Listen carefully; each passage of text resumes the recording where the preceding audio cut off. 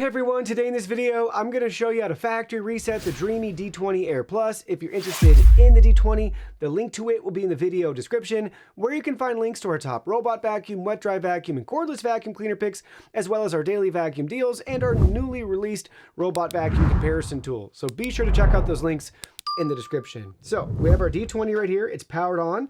The indicator lights on the top two buttons, they're both solid white. That's going to be what you're going to want to see here. Now to get to the reset button, we got to remove your dustbin and water tank. And I'll pop off the mopping module. Mop pads removed. And right down here, there's this little reset with an arrow. There's a tiny little hole in the plastic. It's going to be really hard if you can even see it from there. But right there's a little tiny hole. So grab a sim removal tool, paper clip, things along those lines that can fit in there. And we're going to press and hold this for a couple of seconds.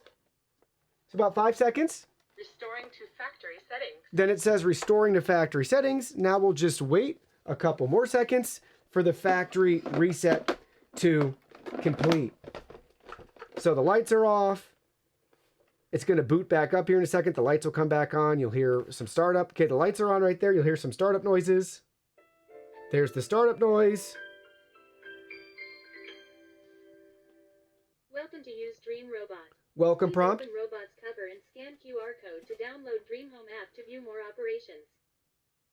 And there you go. We got the initial startup. The lights are solid again. And now it's all set and ready to go with that factory reset. And it's ready to be set up.